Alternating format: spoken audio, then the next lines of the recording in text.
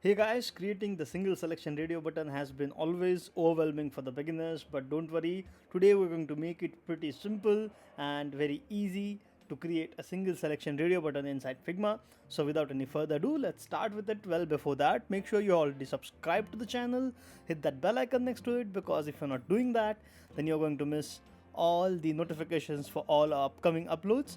And guys, if you're liking the content which we are creating for you, then feel free to give us a super thank. That will help us, that will support the channel monetarily, and that will give us some revenue to keep creating amazing content for you guys. Well, let's start with it. I already have created this, but don't worry, we are going to make it from scratch. So we'll start with a frame. And for radio buttons, I feel generally we should be having size between 44 to 48 CSS pixels or the display pixels. So let's create a 44 by 44 pixel frame, and then we'll be giving the 44 as a corner radius to make a complete 360-degree circle. So you'd be wondering why I'm creating a frame, because I'm going to use auto layouts, and you can do it same with the ellipses as well, but managing the ellipses is complicated than the auto layout or the frames. So let's just start with the frame, not with the ellipses, and then convert the frame to look like a circle. So I'll give it a name, selection element, because this is going to be our selection element, and it is going to be we are going to toggle this. And I'll add a stroke. You can choose any color, any style which you want. Let's give it the indigo from our theme, and let's give it a 4 pixel stroke. I feel stroke should be between 2 to 4 pixels.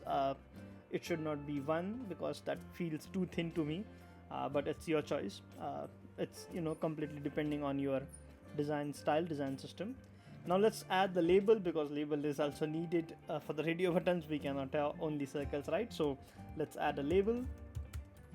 Okay, sorry, yeah, label and radio button should have sufficient space. As per the proximity, it should not be larger than 8 to 12 pixels. So I generally prefer to add both of them in an auto layout. So I'll select my selection element and label element, and then hit shift A, which will create an auto layout for us. And for spacing, we will be giving 8 pixels. Again, the spacing depends on which CSS framework you would be using for the final development of your application. If you are going to use Bootstrap, then Bootstrap generally has spacings in 5. If you are using Tailwind, it has spacings with 4s, and I feel 4s is more better, or it is more appealing to me, and it is very easy to make the calculation. So I generally give it in the 4s. So let's just give it 8, which feels perfect for me. And let's rename this radio button, and I'll be giving slash default. Great. Let's duplicate the whole thing. Let's select now add ellipse inside this. Don't worry about the positioning for now. Let's change the color to the indigo, same which we have, theme indigo. And now I'm going to select this selection element, and I'll be adding an auto layout to this. This would distort the width and height, but don't worry, we can still make it back to the 44 by 44, because that's what we have given to the ellipse at the top. And make sure you are selecting a center auto layout alignment. Okay, and now you can change the size of your inner element. You can make it's somewhere around 10 if you're using a 44 by 44. If you are using some different sizes, feel free to use a different radius for your ellipse. It completely depends how much you want, and you can define the spacing and all.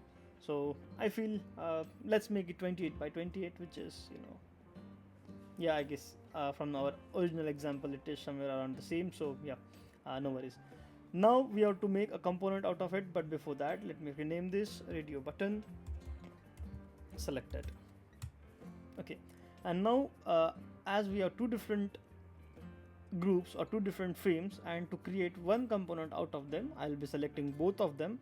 Lots of time new users are a bit confused in this step, because they don't understand what exactly we did and how we created this component here.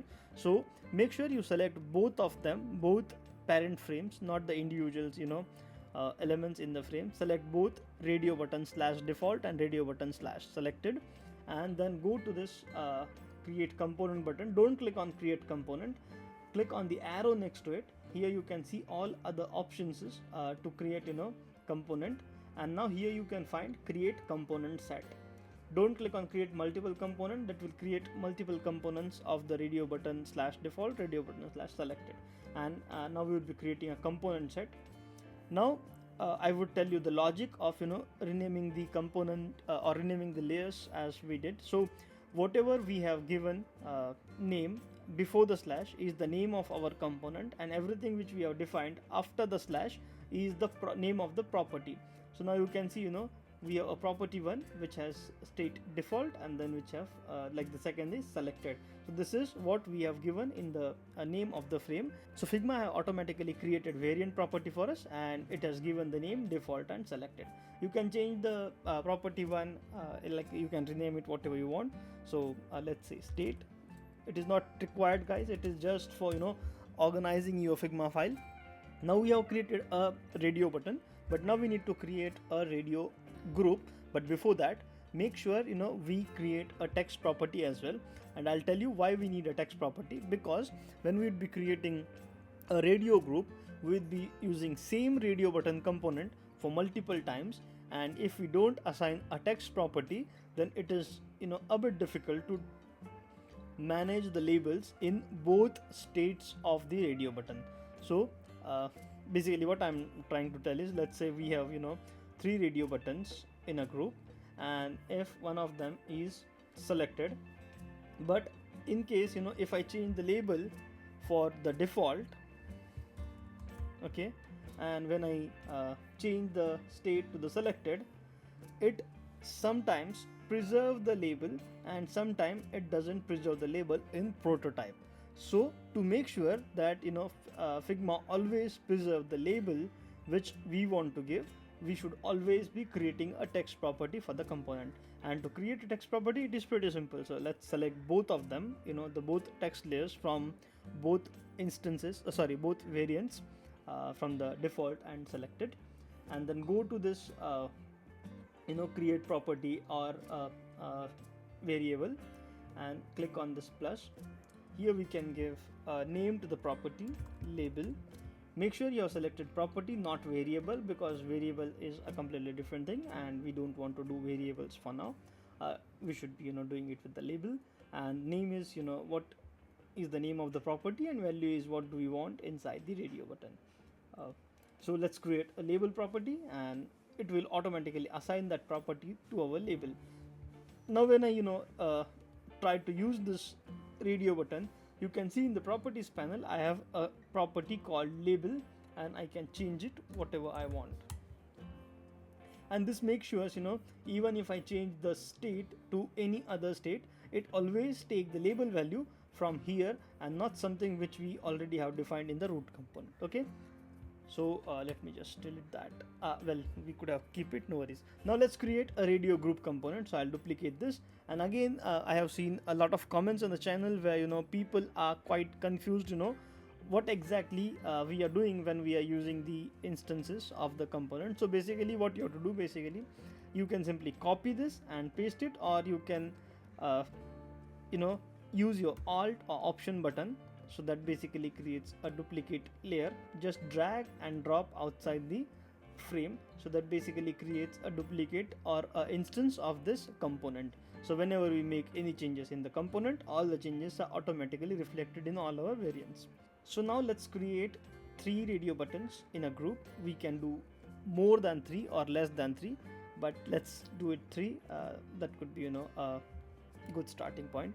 I'll again use auto layout, Shift A, that will create an auto layout, and for the spacing I would use 24.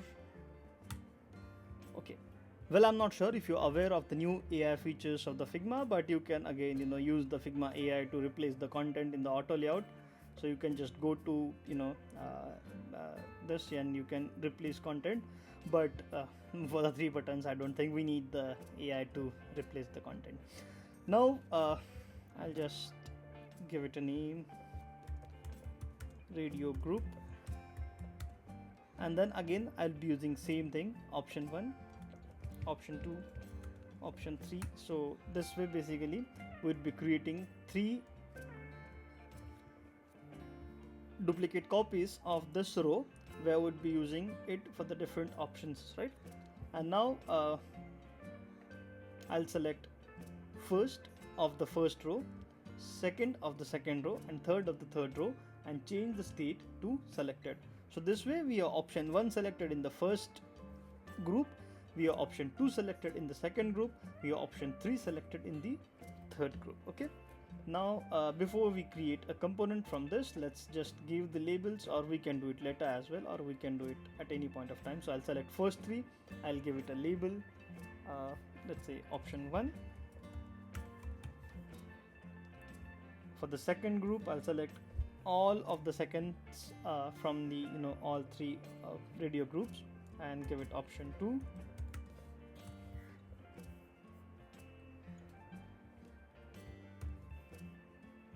Let's do the same for the third one as well, option 3. Okay, so now let's select 1, 2, 3. Let's go to the same way, create a component set. This creates a component set radio group with property 1 as option 1, option 2, and option 3. Now we have created the radio group component. Now the fun part is to add the interactions, and that is pretty cool and pretty quick thing. So let's use Shift E to toggle between prototype and design mode, or you can simply toggle from here as well.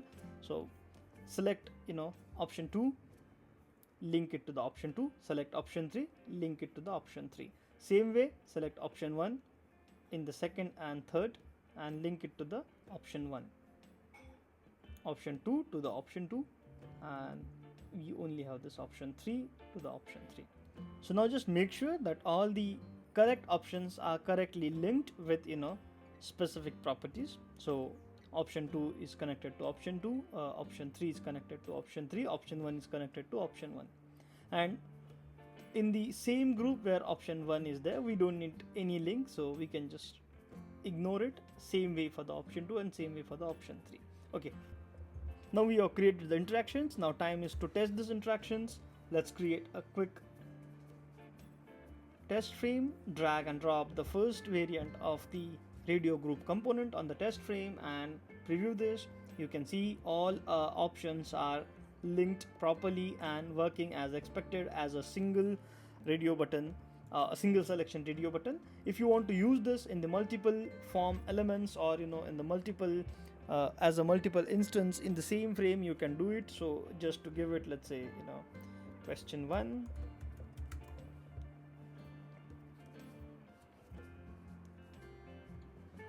question 2. Yeah, I'll tell you a trick, guys, where you can change all the options from one single place from properties panel. And to do that, what you have to do is select the radio group component, go to the properties, again click on this plus, and don't add any property, just click on this expose nested properties from nested instances and select all these here, radio 1, 2, 3. And now when we select this, you can see all the options from here itself, and I can just change them. Test V1, test V2, test V3. Now you can see I'm able to change all my text properties from one single place, and I don't have to go to the individual elements or individual components and change them one by one manually. Okay, so now let's just quickly test this if it is working as expected. Yes, it should be, and it is working as we want. If you want to change the default selection of, let's say, question 2, the option 3, test V3 in this case, so simply select this radio group, go to the selection properties and change it to the option 3. So by default it would be option 3 as a selection property. And now when we preview this, again you can see the test V3 is by default selected. User can still go ahead and change, and all our interactions would be working as we have defined them. If you want to learn more about the properties of the component in Figma, you can check out the video popping on your screen and the link in the description as well. Well, yeah, that's it. Till the next video, keep watching, keep learning, keep designing.